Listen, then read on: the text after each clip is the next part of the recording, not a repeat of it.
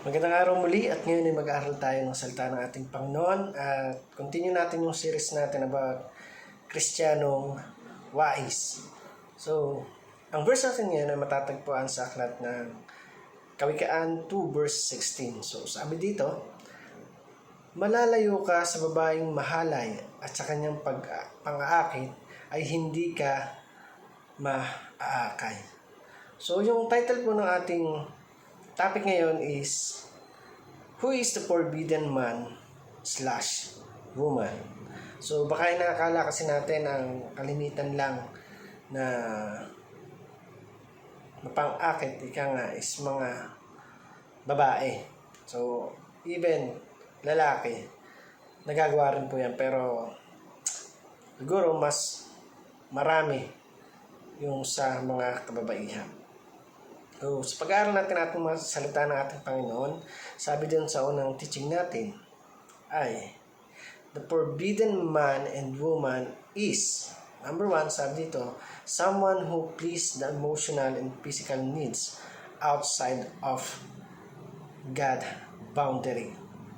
So, ito pong sinasabi dito is, sabi niyan, maraming mga tao yung may mga asawa na kaso ay hindi, parang hindi kontento, nananawa kaagad. Kaya ang nangyayari, humahanap sila ng iba na doon nila na pa-find o doon nila nahahanap yung parang tunay na kaligayahan na hindi niya matagpuan sa kanyang asawa. Pero alam naman natin na ito ay lampas or sa boundary ng ating Panginoon. At hindi ito yung nais niya sa buhay ng bawat isa. Kasi kalimitan, kapag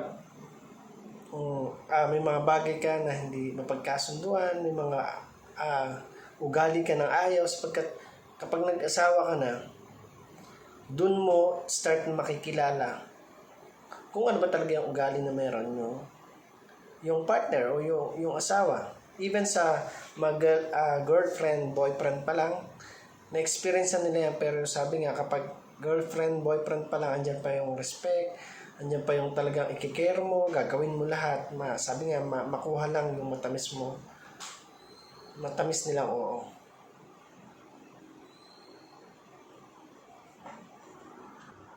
Then, number 2, sabi dito, someone who wrecks God's design for the family. So, ito naman yung sabi niya, ay yung para bang eto yung mga tao na sabi doon, yung forbidden man and woman daw is someone who wrecks God's design for the family. Yung tipong nakikita mo na sabihin na natin na kabit o yung isang tao mapalalaki o mapababae na talagang kung mapapansin mo, ang gagawin niyan, lahat papabor sa'yo, lahat gagawin para sa'yo, lahat maganda sa'yo, at hindi ka makakarinig ng ano pa mang masama at buhat sa kanya. Sapagkat, sabi nga, yung word na trying hard na, makuha ka lang, someone who wrecks God's design for the family. At ang goal niyan is masira yung pamilya mo. Mawala yung pamilya mo sa'yo. Pero, alam naman natin na sabi nga kapag pinagbuklod, pinag-isa tayo ng ating Panginoon, dapat hindi na yan mabubuwal. Hindi na yan mawawala. At habang buhay na kayo magkasama. Kung papansin nyo, di ba, kalimitan talaga, totoo yung kasabihan na the girls is always right. So, magtaka ka kung may mga kakilala ka na napababae o malalaki na kahit mali ka na hindi nila ikaw itatama. At doon sa mga pagkakataong ganon, yun yung mga tao na forbidden man and woman na walang ibang nais kundi sundin ka, ibigay yung gusto mo, pero at the end of the day, marirealize mo na lang na yung effort na ginagawa ng tao sa'yo is iba pala yung purpose. At kailangan malaman natin yun. Kung ano ba yung purpose. At sabi nga doon, ay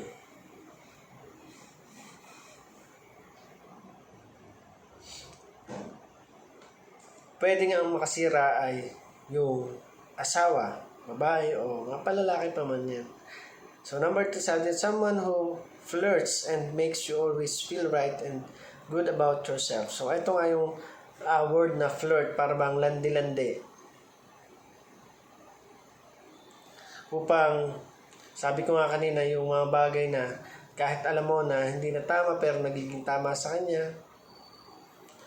Yung mga parang sa isang nanliligaw, di ba, umaabot ng yung iba buwan, yung iba linggo lang, yung iba katapusan lang, pero kung papansin natin na ang mga taong ganito na talagang ang gusto lang is mag-flirt o ayaw nila ng may pananagutan, ayaw nila ng may stress, kakaisip dun sa mga alaga nila, or even like nga dun sa mga, sabihin na natin na may kabit, mga alaga nila. At tunay nga na sa pamamagitan ng ganitong paraan, talagang nai-enjoy mo yung buhay na malayo sa ating Panginoon. Pero hindi yan yung nais ng ating Diyos, kasi ang nais niya ay mapalapit tayo at magtiwala sa Kanya. So para naman po sa ating application, sabi dito, do not always think that the third party is the forbidden man and woman. So huwag mo laging isipin na may kasalanan is yung mga forbidden man and woman, yung boyfriend mo o yung girlfriend mo. O baka naman kasi ikaw yung problema, ikaw yung gumagawa ng mga bagay na hindi ayon at hindi tama dun para sa asawa mo. Number 2, sabi dito, do not fall into the trap of smooth, comforting, and satisfying words. So, huwag na tayong matrap dun sa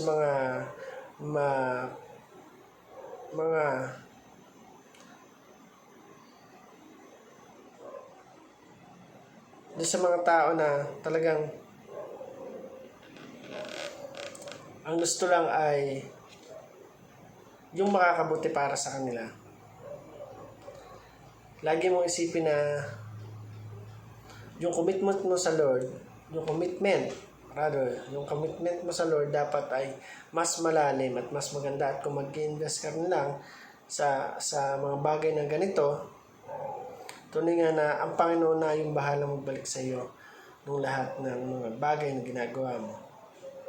So, number 2, sabi dito, do not fall into the trap of smooth, comforting, and satisfying words. So, huwag na tayong trap dun sa mga tao na ang gusto lang ay landin ka, ang gusto lang ay pagsilosin ng asawa mo. Subalit, at the end of the day, isa rin lang yung tunay na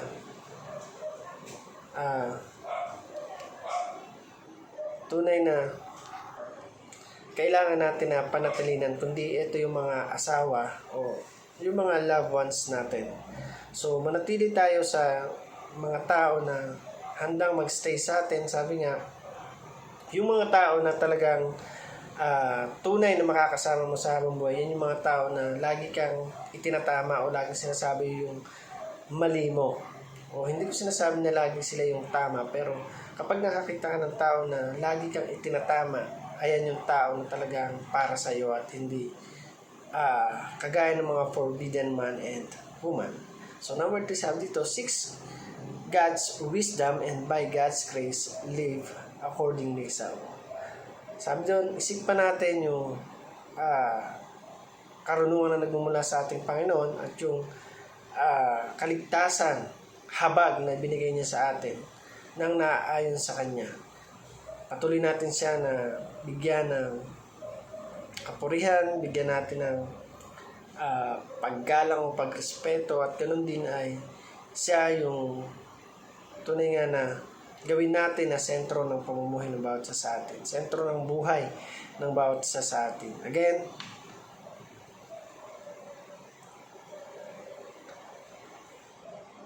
sabi doon, hindi kagaya ng title natin, who is the forbidden man? Woman. So, hindi lang woman, kundi even man ay nagagawa rin po yung mga bagay na hindi karapat-dapat sa paningin ng ating Panginoon. So, again, thank you for watching this video. I hope you learned something and God bless you.